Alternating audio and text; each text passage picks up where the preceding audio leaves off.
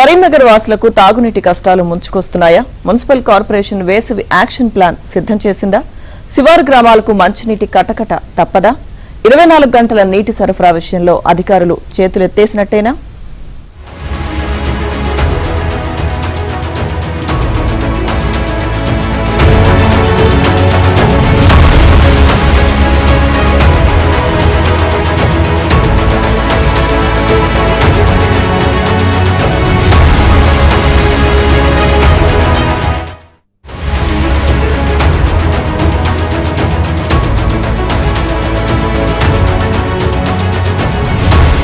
కరీంనగర్ ప్రజలకు వరప్రదాయిని అయిన లోయర్ మానేరు డ్యాంలో నీటి నిల్వలు తగ్గుతున్నాయి.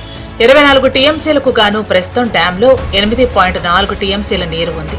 లోయర్ మానేరు డ్యాంకు మిడ్ మానేరు నుంచి 4500 క్యూసెక్కుల నీటిని విడుదల చేస్తున్నారు అధికారులు. అయితే సాగునీటి కోసం కాకతీయ కెనాల్ ద్వారా లోయర్ మానేరు డ్యాం నుంచి 5000 క్యూసెక్కుల నీటిని దిగువకు వదులుతున్నారు. దీంతో నీటి నిల్వలు క్రమంగా తగ్గుతున్నాయి. ఇప్పటికే కరీంనగర్ మున్సిపల్ కార్పొరేషన్లోని విలీన గ్రామాల్లో తాగునీటికి ఇబ్బందులు మొదలయ్యాయి. కొత్తపల్లి మున్సిపాలిటీతో పాటు బొమ్మకల్, దుర్సేడ్, గోపాల్పూర్, మల్కాపూర్ గ్రామాల్లో మంచినీటి కోసం గ్రామస్తులు అవస్థలు పడుతున్నారు. మార్చి, ఏప్రిల్, మే నెలల్లో ఎండలు తీవ్రంగా ఉంటాయి. దీంతో మార్చి 2వ వారంలోనే ఇలా ఉంటే ఏప్రిల్, మే నాటికి మరింత ఇబ్బందులు రెట్టింపయ్యే అవకాశం ఉందని విలీన గ్రామాల ప్రజలు భయపడుతున్నారు.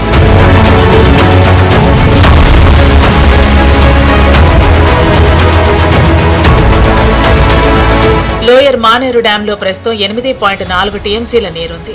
2 టీఎంసీలు డెడ్ స్టోరేజీ కాగా 1 టీఎంసీ నీరు మిషన్ భగీరథకు అవసరం ఉంటుంది. అయితే ఎల్ఎండి నుంచి నీటిని సాగునీటి అవసరాల కోసం ఇంకా దిగువకు విడుదల చేస్తూనే ఉన్నారు. ఏప్రిల్ 3వ వారం వరకు వరి పంటకు నీటిని విడుదల చేసే అవకాశం ఉంది. నీటిని విడుదల చేయకపోతే పంటలు ఎండిపోతాయి. విడుదల చేస్తే తాగునీటికి సమస్య వస్తుంది. అందుకే అధికారులు జాగ్రత్తలు తీసుకుంటున్నారు.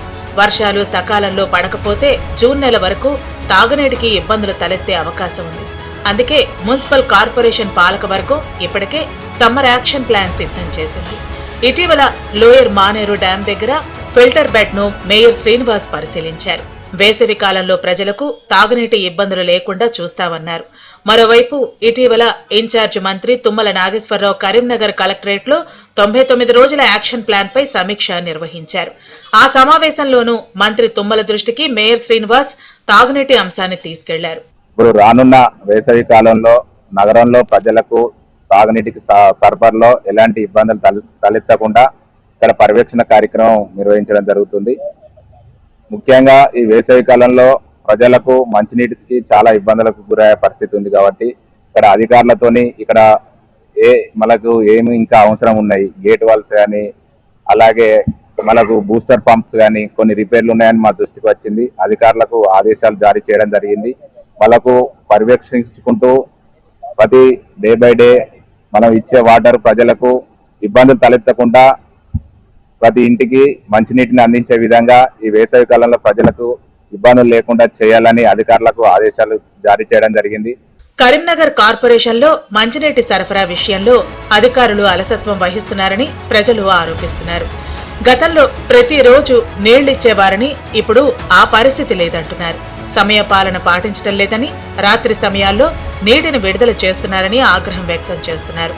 ఇప్పుడే ఈ పరిస్థితి ఉంటే ఏప్రిల్, మే, జూన్లో ప్రజలు మరింత ఇబ్బంది పడే అవకాశం ఉందని ఆవేదన వ్యక్తం చేస్తున్నారు.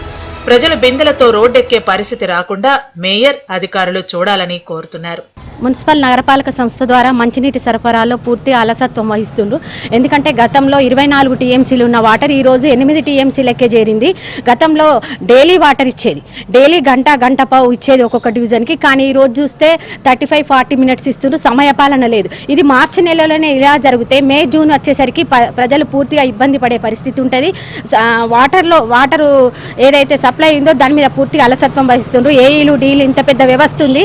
దాని మీద వెంటనే ఇప్పుడున్న మేయర్ కానీ పాలకులు కానీ సమీక్ష నిర్వహించి ఎస్ఆర్ఎస్పీ నుంచి నీటిని విడుదల చేసే కార్యక్రమం చేపట్టాలి. లేకపోతే గతంలో లాగా మంచినీటిని ఇవ్వలేకపోతే రోడ్లు బిందెలు పట్టుకొని రోడ్ల మీద ఎక్కే పరిస్థితి ఉంటుంది. గత 10 సంవత్సరాల నుంచి నీటి సరఫరాలో ఎటువంటి లోపం లేకుండా ఎండాకాలంలో మండు టెండర్లో కూడా మత్తడి దుంకి నీళ్ళు ఇచ్చే పరిస్థితి ఉండే. కానీ ఇప్పుడు చూస్తే 2 నెలలైంది కానీ 2 నెలల నుంచి day by day daily water ఆపేసి 2 రోజులకు ఒకసారి ఇస్తుండ్రు. దానిలో కూడా సమయపాలన లేదు.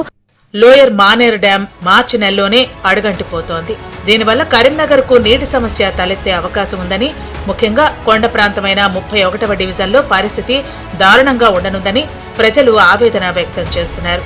ప్రభుత్వ అధికారులు, మేయర్ నీటిపై ప్రత్యేక శ్రద్ధ పెట్టి సమస్య తలెత్తకుండా చూడాలని కోరుతున్నారు. డివిజన్లు పెరగడంతో నీటి సమస్య తీవ్రమవుతోందని, నల్లాల ప్రెషర్ సైతం తగ్గిందని ఆవేదన వ్యక్తం చేస్తున్నారు.